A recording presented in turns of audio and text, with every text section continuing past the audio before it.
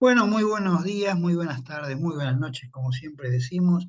Estamos aquí en un nuevo programa de Contratapas del canal Contratapas de YouTube. No se olviden de que ponerle me gusta, suscribirse, tocar la campanita, en fin, todas esas cosas que nos ayudan a nosotros a estar más alegres cuando venimos a hacer el próximo programa. Y eso nos pone alegres porque esto se va incrementando, de a poquito, pero se va incrementando. Lo hacemos entre quien les habla, Héctor Gurbit, y mi compañera Graciela Espadaro, a quien saludamos. Hola, ¿qué tal? ¿Cómo estás, Héctor? ¿Cómo están nuestros acompañantes de costumbre que nos dan tanto gusto cuando vemos que se han conectado con nosotros, ¿no es cierto? Hoy me van a perdonar, pero estoy atravesando una congestión bastante importante. Ya estoy mucho mejor, por eso estamos haciendo el programa. Pero si me llega a agarrar tos, me van a tener que disculpar. Bueno, Bueno, hoy tenemos, sí, no, te cuento que tenemos muchos mensajes de la otra semana y de esta semana que nos fueron llegando, son muchos, y bueno, nada, quería ver si te parece bien que los leamos ahora o lo dejamos para el final, o cuando, cuando tosas, por ejemplo. dale cuando toso. Bueno, hoy tenemos como tema, elegimos la ciencia ficción en la literatura. Ciencia ficción es la denominación de uno de los géneros derivados de la literatura de ficción, porque dentro de la literatura de ficción además tenemos la literatura fantástica y la narrativa de terror. Algunos autores estiman que el término es una mala traducción del inglés y que la correcta traducción sería ficción científica. Para muchos, como género, nació en la década de 1920, aunque vamos a ver que hay reconocibles obras muy anteriores. Y la ciencia ficción como género literario fue exportada al medio cinematográfico, al historiético y al televisivo. Tiene un auge popular sobre todo desde el siglo XX. Es un género especulativo que relata acontecimientos, muchas veces posibles, desarrollados en un marco imaginario, cuya verosimilitud se fundamenta narrativamente en los campos de las ciencias físicas, naturales y sociales. La acción puede girar en torno a un abanico grande de posibilidades, por ejemplo, viajes interestelares, la conquista del espacio, consecuencias de una hecatombe terrestre o cósmica, la evolución humana a causa de mutaciones, la evolución de los robots, la realidad virtual, tal vez las civilizaciones alienígenas y muchos más temas. Esta acción puede tener lugar en un tiempo pasado, presente o futuro, o incluso en tiempos alternativos, ajenos a la realidad conocida, y tener por escenarios espacios físicos reales, imaginarios, terrestres y hasta extraterrestres, inclusive el espacio interno de la mente. Los personajes son igualmente diversos. A partir del patrón natural humano, recorre y explota modelos antropomórficos hasta desembocar en la creación de entidades artificiales de forma humana, como el robot, el androide, el cyborg, o en criaturas no antropomórficas. Bueno, esto es un poco para ubicarnos en el género. Ahora viene mi defensa de dónde empezó la ciencia ficción, Ah, bueno, porque está sobre bueno. todo para los anglosajones, que yo me identifico con su forma de pensar en este aspecto, la primera obra de ciencia ficción con contenidos similares a los del género, tal y como hoy se lo entiende, se remonta al año 1818, año en que se publica Frankenstein, o El moderno Prometeo de Mary Shelley. Aunque algunos también ven elementos de ciencia ficción en mitos y leyendas anteriores, ¿no es cierto? Pero realmente la obra de Mary Shelley es la que marca el comienzo de la ciencia ficción. ¿Cómo nació esta obra maravillosa que pasan los años y uno la sigue leyendo y sigue teniendo de pronto hasta esta empatía con el monstruo creado, ¿no? En una tertulia en la casa del poeta Lord Byron, en Villa Diodati, en Suiza, eh, había un grupo de amigos reunidos y hicieron un reto. Era a ver quién escribía el mejor cuento, el mejor poema de un tema inédito. Así fue como apareció el primer borrador de lo que sería Frankenstein.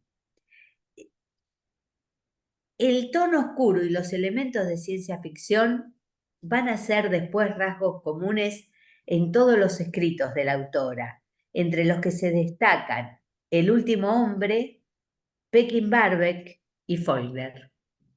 Muy interesante. Yo quería agregar un género al que vos, a sumarlo a los que vos planteaste, que está también el cuento maravilloso, es decir, que ahí hay un límite, ¿no? Entre lo que es ciencia ficción y lo que se torna maravilloso, como lo ha desarrollado Liana Bodoc, por ejemplo, y algunos otros autores, ¿no? Bueno, Harry Potter, de alguna manera, también es un cuento maravilloso, ¿no? En el sentido de que Bueno, pero apela. en ese sentido yo lo estaba llamando fantástico. Yo pensé que lo fantástico, bueno, no importa, llamándose como se llame, es un género diferente, ¿no? Sí, sí, sí, Yo sí. tengo aquí un libro que creo que lo debo tener yo solo, ¿no? Es un incunable, porque el libro se llama Borges Científico. Eh, No, vos sabés que yo lo he leído. Mira, bien, no sé, Sí, me lo habrás somos sacado. de Habrás la misma venido rara especie. para acá de noche y me lo habrás sacado. Bueno, y los que escriben son cuatro artículos. Escribe Mario Bunge, que es doctor en física. Escribe Leopoldo Moledo, que es periodista especializado en temas relacionados con la ciencia. Lo que hace Adrián Paenza para más o menos ejemplificarlo. Alberto Rojo, que es un físico teórico. Y Oscar Sbarra Mitre, que es doctor en ciencias económicas, que no sé muy bien qué hace aquí, pero de todos modos está el artículo. Eh, yo voy a trabajar primero sobre oraciones que me llamaron la atención del libro, ¿no? Dice Mario Bunge. La ciencia está llena de ficciones. Por lo pronto, todos los objetos matemáticos son ficticios. Buenísimo. Dice después, muchos grandes de la literatura fantástica, desde Wells, Borges, Asimov, han sido escépticos. ¿Será porque duchos en inventar mitos no podían tomar en serio los ajenos? Dice también, para renovar nuestra sociedad necesitamos políticos con la imaginación de Borges o de Einstein. Bien, medio difícil. Pero yo me voy a detener en uno de los artículos, que es el de Moledo, que es el Adrián Paenza de este libro, ¿no? Sobre la biblioteca de Babel, ¿no? Espero que no lo hayas tomado vos también. No, seguramente. No, no, porque sabía que lo ibas a tomar vos. Él dice, tomando en cuenta las dimensiones que son precisas, es decir, hexágonos regulares, con 5 anaqueles, 32 libros en cada libro es de 410 páginas, cada página de 40 renglones, cada renglón de 80 letras y utiliza 25 símbolos ortográficos, que están los 22 del alfabeto, más el espacio, el punto y la coma. Y él, dice Borges, que en un lugar de esa biblioteca, por la permutación que se produce en todos esos letras, tiene que estar el libro de los libros. Bueno, eso es así. Este es un número, si nosotros hacemos la cuenta, porque lo que tiene de interesante todos estos elementos, todos estos datos, es que es un número finito. Es grande, pero no es infinito. Es finito.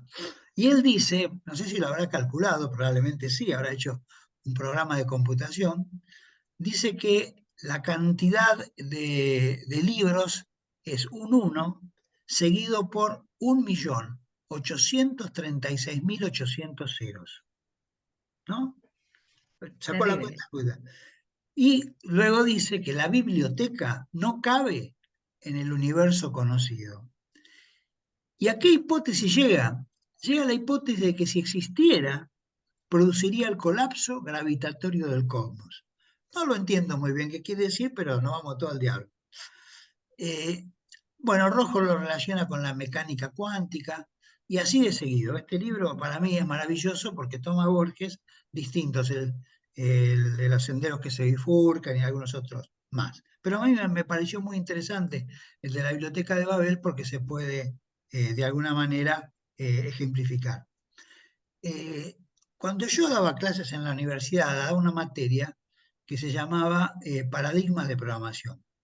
Y dentro de los paradigmas de programación estaba lo que se llama la programación recursiva, es decir, volver a llamarse a sí mismo, ¿no? Se hacía con un programa, un lenguaje que se llamaba Gopher, y que desciende, es un limitado de la programación Haskell, que es más, pero es lo mismo. En toda mi docencia nunca logré. Yo daba la biblioteca de Babel, se lo daba a los alumnos para que lo lean y que vean si hay alguna forma de recursividad posible, ¿no? Nunca logré que alguno de los alumnos, no digo que reconociera algo, ni siquiera que lo leyeran, ¿no? Pero bueno, es una de los partidos que perdí, lo perdí por goleada. El ejemplo más interesante de esta programación es lo que tiene que ver con Turing, que es el creador de esa recursividad. En una máquina que se llama máquina de Turing y que está muy ejemplificada en una película que se llama El Código Enigma, que trabaja Excelente. justamente sobre esa máquina, ¿no? Y, y ahí se entiende muy bien, quizás la gente no lo entienda porque hay que entender la programación de este tipo de lenguaje, que vos tenés que tener un dato para saber dónde termina la cadena. Si no, no tiene solución, vas a seguir iterando infinitamente. Claro. Bueno, ese es el tema principal por el cual Turing no podía resolver el tema hasta que al final lo resolvió y al final lo mataron. Bueno, Apple, dicen que las computadoras Apple, que Windows, eh, aparentemente Turing se comió una manzana con cianuro y se suicidó, porque era homosexual y eso en esos tiempos, que era No, no, no, pero es un hecho histórico es lo un que hecho estás histórico. relatando. Sí, sí, no sé si, bueno, supongo que será cierto. Pero por eso está la Sí, manzana mordida que tiene Apple, ¿no? sí. Bueno, Apple. nada, esto es lo que yo tengo por este momento. Por momentos, tengo tanto. Bueno, me sumo a la recomendación de la película El Código Enigma y yo cuando hice el profesorado de computación, el tema de la recurrencia lo vi por primera vez en lenguaje Pascal. Ah, Y sí. después, cuando lo explicaba, se usaba mucho en el lenguaje Logo, que era con el que se enseñaba programación a los chicos. Sí, sí, yo le daba programación a mis hijos con el logo, sí. Bueno, tiempos lejanos. Bueno, yo sigo con un poquito ubicándonos en cuanto a el desarrollo de la ciencia ficción como un género literario. La rama europea de la ciencia ficción comenzó, digamos que alrededor del siglo XIX, es donde logra su empuje con novelas científicas del inefable Julio Verne, que vivió entre 1828 y 1905.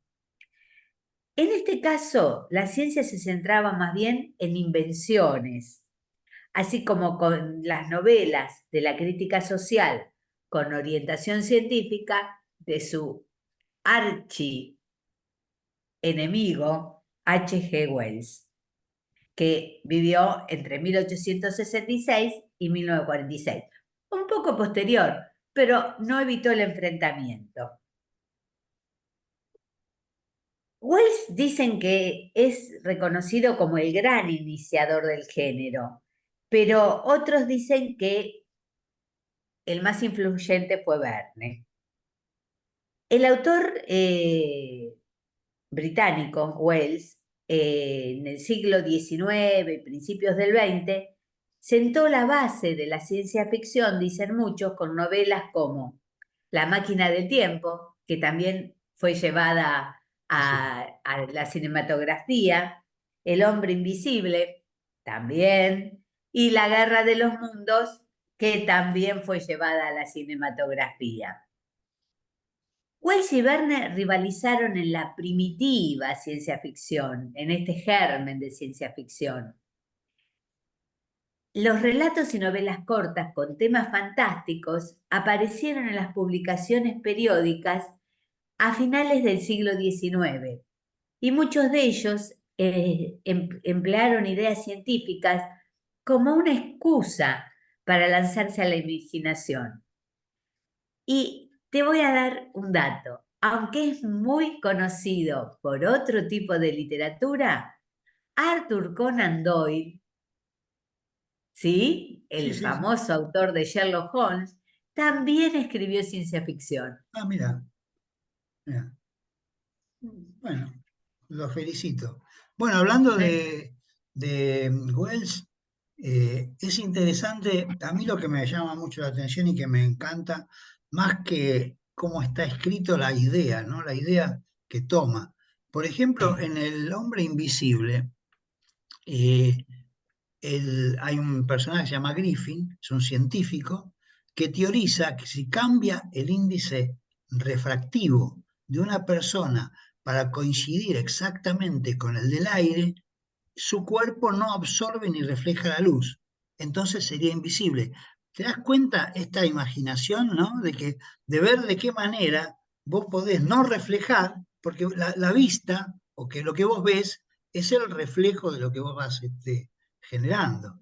Y Claro, es innegable la base científica que tiene justamente la ciencia ficción. claro, y en la guerra de los mundos también hay una base científica, porque en realidad no son los terrestres los que ganan la guerra, digamos. Bueno, lean el libro, no me van a preguntar a mí porque si no me vas Pero a ya le dijiste quién acusar. no gana la guerra.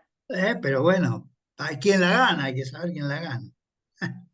Tu cultura de espoliador no te la saca Y nadie. no, yo no puedo pensar de otra manera. Bueno, uno de mis autores de ciencia ficción favoritos, Ray Bradbury, norteamericano que vivió entre 1920 y 2012. Muchos dicen por sus destellos líricos que Ray Bradbury es considerado el poeta de la ciencia Es ficción, verdad, por esta coincido. forma de escribir que Sí, tiene, ¿no es cierto? Es el autor de Fahrenheit 451 y es uno de los maestros del género de la segunda mitad del siglo XX. En narrativa breve firmó clásicos como Crónicas marcianas en 1950, El hombre ilustrado en 1951 y Las maquinarias de la alegría en 1964. The Washington Post señaló varias tecnologías modernas que Bradbury había imaginado mucho antes de sus escritos, como la idea de los cajeros automáticos, los auriculares y el Bluetooth, que aparece en Fahrenheit 451, y los conceptos de inteligencia artificial dentro de los fantasmas de lo nuevo. Y quiero comentar una cosa que, como todo se conecta, ¿no es cierto? En una de las versiones de Fahrenheit 451, versiones cinematográficas me refiero, en la escena de la quema de los libros, se ve claramente cuando queman los libros que queman uno de Borges. Ah, mira, eso no lo sabía. La Sí, vi la sí, película, pero no me acordaba. Sé que después sí. esos libros se memorizaban, ¿no? Y estaban la gente por ahí memorizando los libros para que no se pierdan sus contenidos.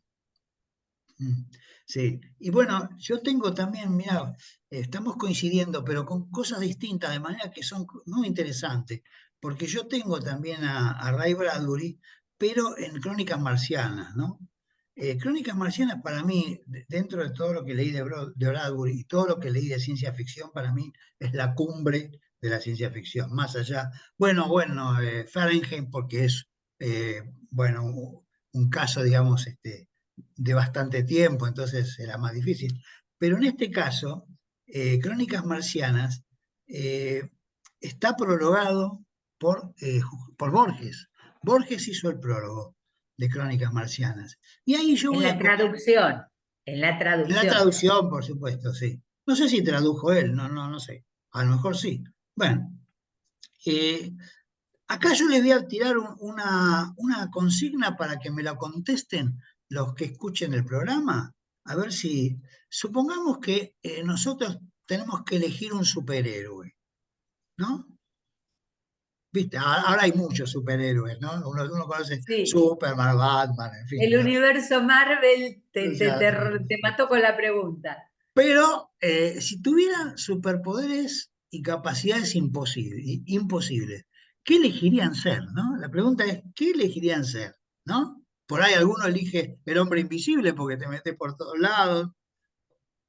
Ampliemos la cosa. También es válido inventarse un superhéroe que no existe. Perfecto, perfecto. Bueno, queda la pregunta, ¿no? Yo voy a comentar en esta crónica marciana sus expediciones, ¿no? La primera expedición ocurre en Marte, llega un Ilia, en él hay una persona que se llama Ilia de K, los nombres que le pone a la gente son muy particulares. Una marciana atrapada en un matrimonio sin romance. Sueña con la llegada de unos astronautas a los cuales habla a través de poderes telepáticos. Si bien su esposo, Ilka, pretende negar la realidad de sus sueños, se vuelve bastante celoso, pensando que su esposa tiene sentimientos románticos hacia uno de los astronautas, que es Nathaniel York, que es el capitán. Finalmente, los mata y se terminó la expedición. La primera expedición se terminó muy rápidamente. Después hay otra expedición, fíjate la fecha que pone, 1999. Pone la, Como lejano en el sí, futuro. sí, sí. Bueno, el capitán William, junto con otros tres tripulantes, arriban a Marte en la segunda expedición, pero son recibidos con indiferencia. Después de vagar por varias casas, a cuyos moradores no parece importarles que provengan de la Tierra, son recibidos por un señor Lee, quien los invita a la casa, ¿no? Entre comillas, la casa. Allí encuentran marcianos que los reciben con entusiasmo, escuchan el relato de su viaje y al poco rato los internan en un manicomio y se termina la expedición. Ya venían precavidos y lo metieron en un manicomio. No sé si venían precavidos, no dice eso. Los meten en un manicomio porque no se creen lo que dicen. Y la tercera expedición es la que Borges, de alguna manera, ¿no? Dice que es muy buena, ¿no? La tercera expedición es uno de los mejores relatos del libro, porque la historia trata de la llegada y desaparición de la tercera expedición de hombres en Marte, comandado por un capitán John Black. Dice que tiene 80 años el comandante. Fíjate vos, cuando se está 80 años sería joven en ese mundo futuro, ¿no? En este relato los marcianos ya están preparados para los terrestres y los esperan en un típico pueblo norteamericano de los años 20, ¿no? Y ahí se encuentran con sus seres queridos, se encuentran con sus padres, con sus abuelos, con sus hermanos, todos estaban muertos. Entonces la gente, por supuesto, está maravillada de poder charlar con sus familiares, con lo cual se dispersan, todos se dispersan. Eh, bueno, eh, el capitán se da cuenta que los marcianos han usado sus memorias y deseos para construir este típico pueblito, y en realidad lo que están con ellos no son sus seres amados, sino marcianos con su apariencia. Finalmente, todos los hombres de la expedición son asesinados por la noche y a la mañana siguiente 16 ataúdes son enterrados entre los llantos de las personas del pueblo. La verdad, maravilloso. El libro sigue, es muy bueno, lo recomiendo, no lo dejen de leer. Bueno, Crónica tengan Marciana. esperanzas. El libro sigue, no terminó de contar el final No, último. no, viste, conté el principio. Bueno, yo voy a hablar de otro de mis autores favoritos, Philip K. Dick, que es muy probable que accedan a él más fácilmente desde la cinematografía que desde la literatura. Después les voy a comentar algunas películas. Los gobiernos autoritarios, el control policial y el poder de las corporaciones fueron los ejes de la obra de Philip K. Dick, entre las que destacan las novelas de ciencia ficción El hombre en el castillo, Sueñan los androides con ovejas eléctricas, que esta es la obra literaria que dio origen al film Blade Runner. Ubik y fluyan mis lágrimas, dijo el policía. Además de Blade Runner, han sido llevadas al cine Total Recall y Minority Report. Minority Report trabaja Tom Cruise y es excelente, es una película excelente. El propio Dick especulaba con la posibilidad de sufrir esquizofrenia. La enfermedad mental fue uno de sus intereses constantes, impregnando de este interés su obra. El personaje, Jack Bowen, de su obra Tiempo de Marte, es un esquizofrénico. La novela Los clanes de la luna alfana se centra en una sociedad entera de descendientes de enfermos internados en manicomios, así como también en su obra Podemos construirle, de 1972, uno de los personajes principales es tratado por esquizofrenia. Tal es así que en 1965 él escribió un trabajo titulado La esquizofrenia y el libro de los cambios. O sea, era una problemática que lo tuvo preocupado a través, como un eje, atravesó toda su obra. Ah, mira vos. ¿Sería esquizofrénico? O tendría miedo, o tendría Tendría- mucho miedo de confirmar el diagnóstico, Sí, ¿no? sí, sí. Estaba estudiando a ver quién era él. Así que, viste, cuando la gente va al psicólogo para que le digan quién es. Sí, estudian Así, psicología para arreglarse ellos mismos. sí, también. Bueno, yo voy a unos libros, una saga. La saga tiene 6 libros. Yo leí 5, porque ya el quinto era bastante malo y me negué a comprarme por mucha plata el sexto.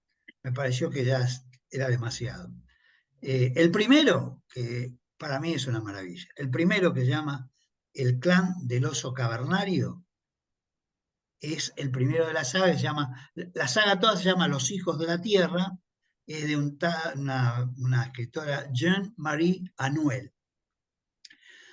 ¿Qué pasa en esta saga? Eh, hay un momento histórico, hace 28.000 años antes de Cristo, en donde coinciden el hombre de Neandertal con el hombre de Cromañón. El de Neandertal es anterior a Cromañón, ¿no? Entonces, un terremoto sacude el suelo bajo los pies de Ayla, que es una niña cromañón, o sea que está más evolucionada, tiene 5 años, y descubre que la Tierra se ha tragado el campamento donde vivía. Pequeña, indefensa, después un león cavernario la ataca, la hiere, y en el terremoto también ha afectado otros habitantes de la zona, que es un clan, el clan del oso cavernario, que son hombres de Neandertal, que tienen que abandonar la cueva en la que habitan, creyéndola maldita por sus espíritus protectores. En su camino encuentran a Ayla, inconsciente y febril debido a las heridas provocadas por el león cavernario. Isa, la curandera del clan, la ayuda a sobrevivir y bueno, ahí se cuenta en la primera, ¿no? El primer libro de toda esa saga, lo que pasa con una niña que vive en un clan Neandertal siendo cromañón, ¿no? Que Era empieza a una tener, genia. claro, empieza a tener actitudes que finalmente el clan la rechaza, bueno, pero como eso es acabo de espoliar el primer libro de... Bueno. Bueno, ya, pasó eso.